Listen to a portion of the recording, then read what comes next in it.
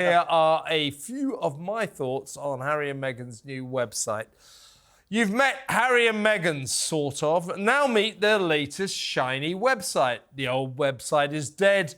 Long live the new website. Say hi to a high-tech explosion of Hollywood vulgarity after their excruciatingly earnest Archwell page drowned in a sea of disinterest and indifference. The ever-ambitious couple proudly present the similarly dreary replacement. The gormlessly gauche, gruesome twosome misfiring on all cylinders as they unveil their latest blatant bid to cash in on their royal status.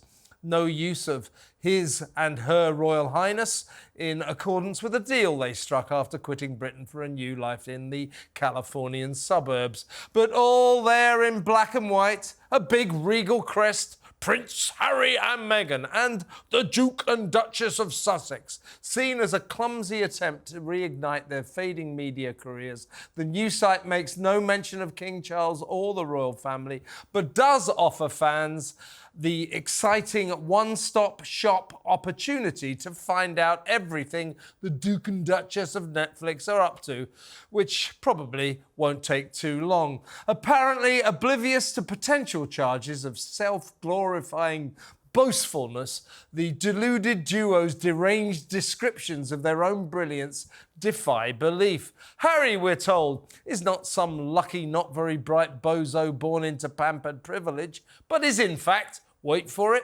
a humanitarian, military veteran, mental health advocate and environmental campaigner. Really? Meghan, meanwhile, is not some American cable show actress who hit the jackpot and married a prince, but is in fact, drumroll, a feminist champion of human rights and gender equity. Who knew? The preposterous pervading pomposity continues apace as we are regally informed the office of Prince Harry and Meghan, the Duke and Duchess of Sussex, is shaping the future through business and philanthropy. Is it? I don't think so. It's certainly not shaping the future through business with streaming giant Spotify, which cancelled their $20 million contract due to lack of interest in Meghan's insomnia cure podcast archetypes and hapless Harry's total lack of productivity. Didn't do a damn thing. And that's what followers of the Sussex story suspect is going on here. A new website, a new attempt to reignite their flatlining media careers. For what it's worth, I wish them well. And don't believe reports that Charles and palace officials are set to demand that the royal runaways take down their immodest internet nonsense. That won't happen. But what will happen, unless the fading H&M brand catches a massive break, is the continuing commercial decline of a couple whose main income so far has been generated by trashing Harry's unsuspected British relatives, who, by the way, are not, as the Duke and Duchess pretended, racists.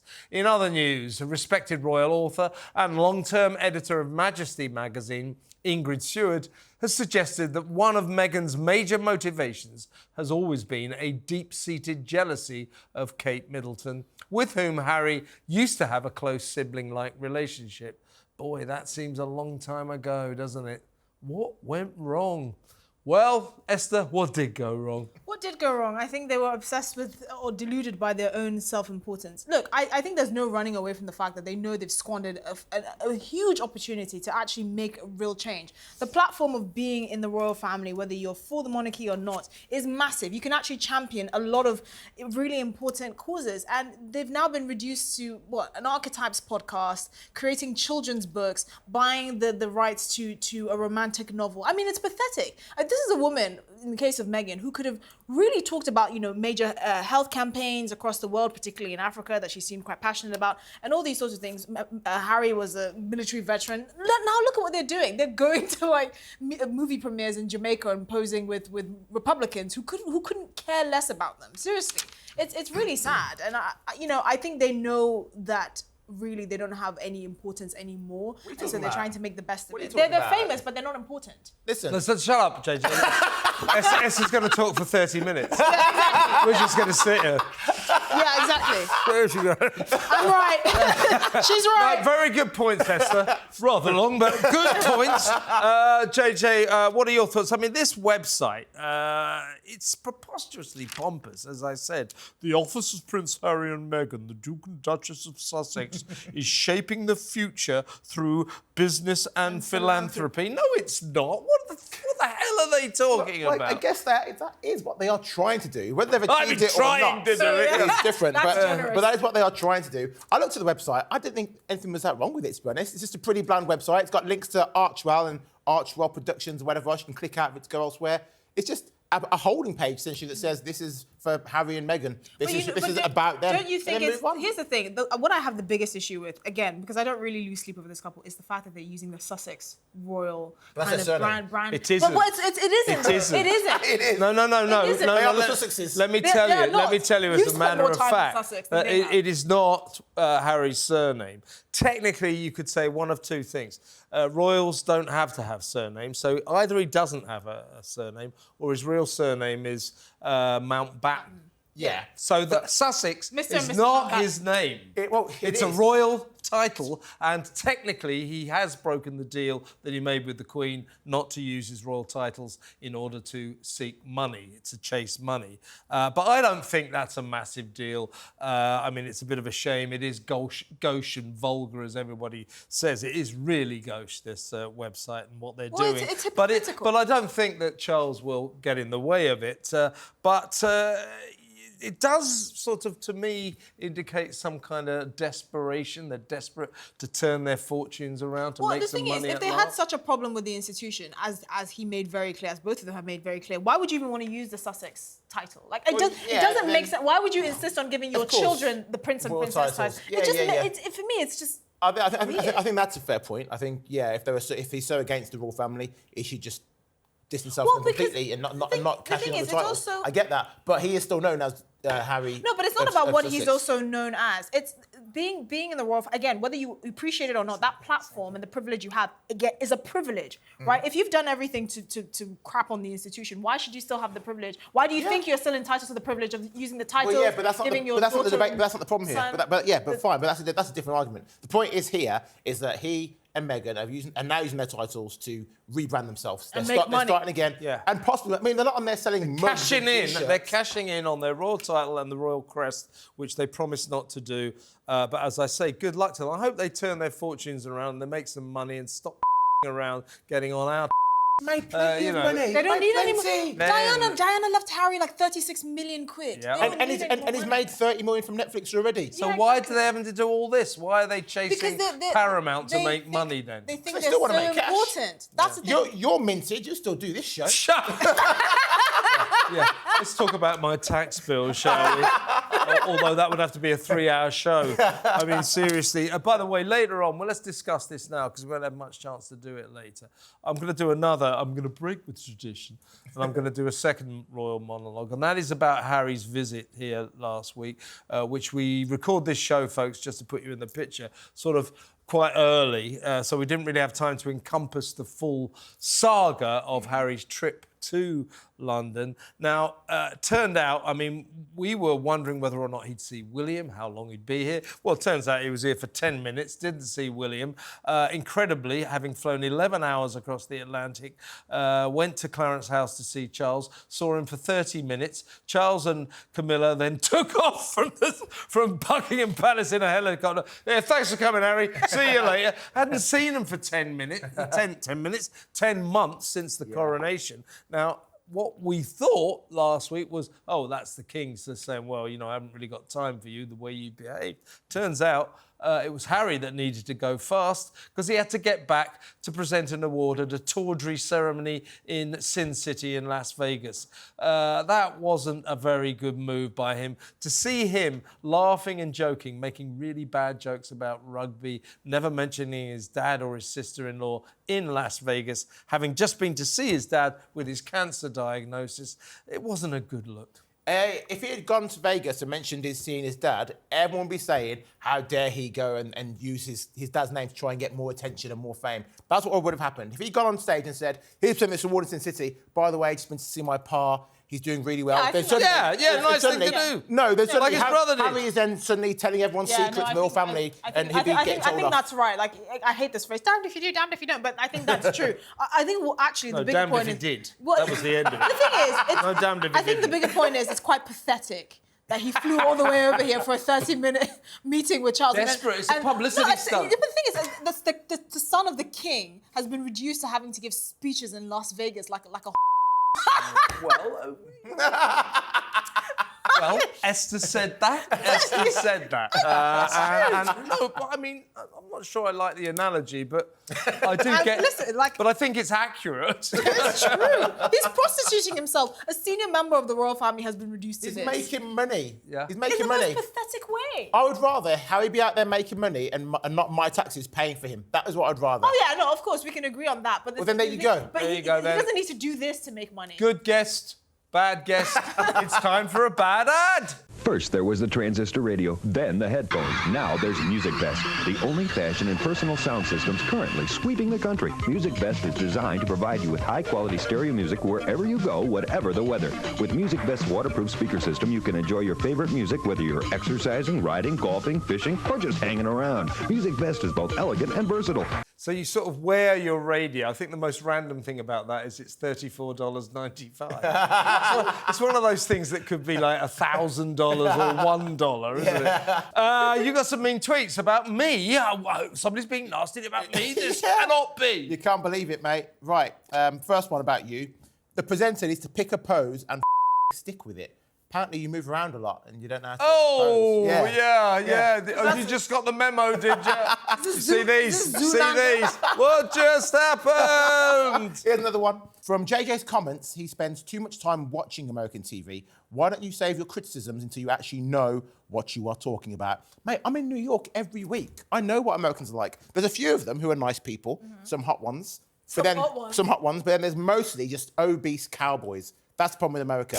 Obese cowboys firing their guns, running around or not running around. I'm not getting using the involved. mobility scooters to go around theme parks, eating corn dogs on sticks. You leave America and you leave Americans alone, and I've been trying to formulate my response to what you just said, and this is it.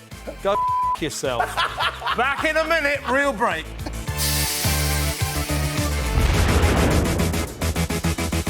What just happened?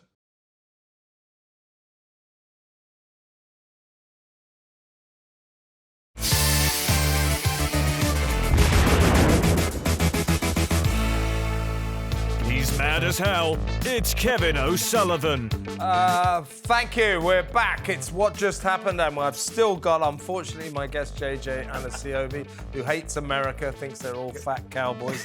Not true, by the way, and the excellent Esther Cracker. Thank you for putting up with that man next to you. Here's a few of my thoughts more about Harry and Meghan.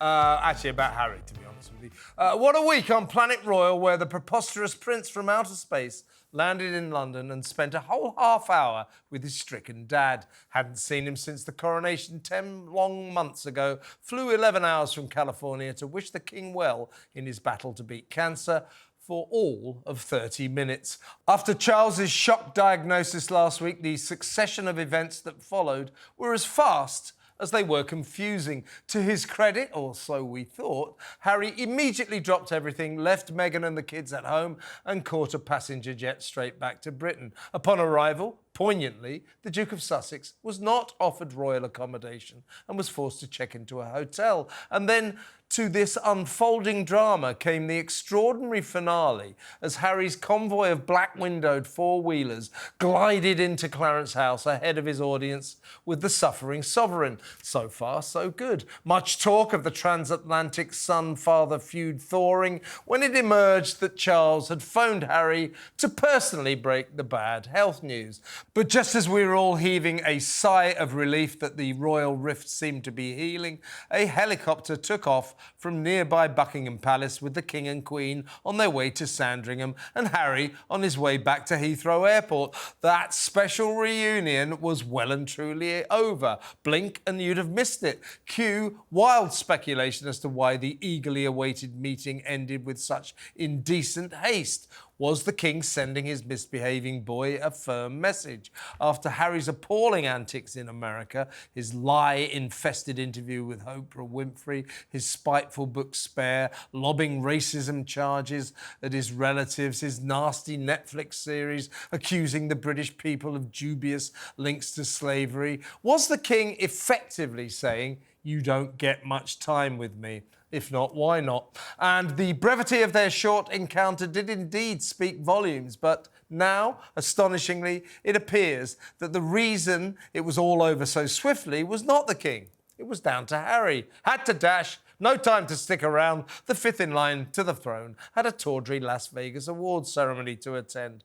Was presenting a gong at the National Football League bash in naughty Nevada. Raced back, hit the Sin City stage, made a load of laughably unfunny jokes about rugby and never once mentioned his poor father. No mention either of his ailing sister-in-law Kate, the Princess of Wales, as she recovers from serious abdominal surgery. And while the King is clearly reluctant to cut all ties with Harry, if William never sees his brother again, it will be far too soon. On last week's sparkling edition of What Just Happened, I wondered whether the warring siblings might bury the hatchet for the sake of their sick dad. Forget it. For seething William, the wounds inflicted by Harry's outrageous slings and arrows run too deep. And when a furious husband effectively says, "Attack my wife and I will defend her," who can blame him? Not me. I stand with William. Do you stand with William, JJ? Oh, there's a surprise. Well, William was a bully, so I'm not surprised you stand with him. Don't forget, William was the one He resorted to violence. Are you saying that I'm like a bully? You're a bully, O'Sullivan. You are a bully boy. Yeah. You're the kind of person who resorts to violence. I was definitely a bully at school, and I've always thought bullies got a bad press. I mean, everybody keeps having a go at them. Oh, bullying, it's so terrible. Well, that was my hobby when I was a kid. Lay off it. William beat up Harry. Harry took the high ground. Good, he deserved it. What, you're as bad as him. Yes, you're as bad as him. Yes, he did. Stop it. He did a good back. Stop Don't it. you always say the problem with kids these days is no one backhands them? These aren't kids. They are kids. 42-year-old man and a please. 39-year-old man. That's a youngin'. Oh, my goodness. So, yeah, I stand with Harry. I stand with Harry. Well, yeah, but I mean, he always stands with Harry. But he does concede sometimes, Esther, that it's difficult to support this little ginger. I can't even believe you're standing by him here. The thing is, if you had a brother, though, and you guys got into a bit of a spat, would you say he's a bully because he beat me up? If he beat me up, I'd say it. Why didn't you punch him back? You'd man up. Look, getting back to Harry and the visit to his dad, it is a shame that he chose to go back, if that's to be believed, that he chose to go back to Vegas instead of staying with his dad for a couple more hours. But I was under the impression that King Charles had to go to Sandringham and he had the... Well, yeah, there's that. I mean, but if you think about it, Harry must have said, "I've got a dash." Yeah, because Sandringham isn't going anywhere. You know, he's made this commitment to go to this awards ceremony. Now, so I could suppose you can cut him that slack. But I would have thought, this is what I would have said if I was Harry. Listen, to the awards ceremony, to the football, the NFL. Look, my dad's just got diagnosed with cancer. Do you mind if I give this a swerve? They're of course going to go, yeah. It wasn't a good look. Then he gets up and makes all those rubbish jokes about rugby and never once mentions what else he's got. It would just look really tawdry, I thought. I don't know. I agree with JJ because What? I think... Yeah. It's not allowed on this. I must stop saying it. I agree with JJ in the sense that if Harry mentioned his father at the award ceremony, he would have gotten a lot of shtick for it. So that's fair enough. And I think because he's trying desperately to build something for himself, it might look unprofessional because the Americans, they only get like 2 weeks of holiday a year. They're really workaholics, so it might not look that professional. I think the bigger issue is the audacity he has to go and see King Charles at this moment. I really don't understand. What audacity? He's No, got cancer. no, but the thing is... What are you supposed to do, not turn up? You know, the thing is, I spoke to my dad about this, and he was like, look, if you put me through everything that Harry's put his father through, writing a book, and the Netflix documentary, and the Oprah interview and stuff like that, I don't want to see your face because he's caused him so much stress over the last few years. With respect, your dad's an idiot, so it's completely What pointless. what if your son did that, slagging off your wife and calling you basically and your daughter-in-law racist and writing a book about you and his frozen todger and all of these things? But then, and then I just go, if I've got cancer, I would say, yeah, come in. Yes, you can come and see me. You're not the traditional African dad. No, and neither's Charles. I thought, fair you know, enough. I thought this, you know, I mean, I still grudgingly say it was good that he came across to see his dad. Yeah. But I don't think he should have organised it that he had to squeeze it in and then zoom back to some vulgar awards ceremony in Vegas. He undid the good work he did. And as we said, what we were discussing last week, we thought that maybe the king had said, look, mate, where you've behaved and I'm not feeling very well, sorry, I'm off to Sandringham. It clearly wasn't, which I found slightly strange, despite the backdrop to this visit. But we found out it wasn't that. Harry had to go. Yeah. And what about them not giving him anywhere to stay? It's all a bit, you know, you're the pariah, isn't it? Yeah. It does feel like he is being punished, but kind of rightfully so. I mean, he made What side are you on? Yeah, you really maintain an argument line, don't you? Yeah, Harry's brilliant. Actually, he's a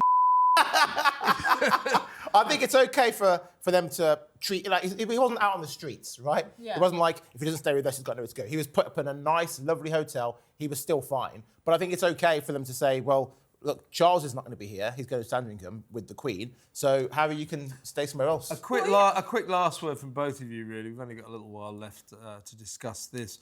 But the Arctic freeze between William and Harry is extraordinary. I thought William might say, well, yeah, I'll see, you know, under the circumstances, let's meet up to make Dad happy. Because I still think Charles would like the brothers to end their feud, but that ain't happening. I think, well, a lot of people are saying that won't happen I actually think when William ascends the throne, he'll strip Harry and Meghan of their titles and treat them like the Duke and Duchess of Windsor. I think he would. No, because I don't blame William. To be fair, in William's defence, and I'm not one against reconciliation, he has a lot on his plate. He has a recovering wife. His father has cancer. He has 3 young children that depend on him. He has more to think about. His brothers are There's that. He has more to think about than this tacky couple. Sorry. Yeah, well, yeah. I mean, Michael Cole, the former BBC Royal correspondent, said to us on air the other day, made a good point. He said there's 2 things you don't insult a man about: his driving or his wife. So maybe Harry's going to attack his driving in a minute. Anyway, let's move on. Let's have another look at another bad ad. We all know we shouldn't use cotton swabs to clean or dry our ears. They even warn us, but we do it anyway.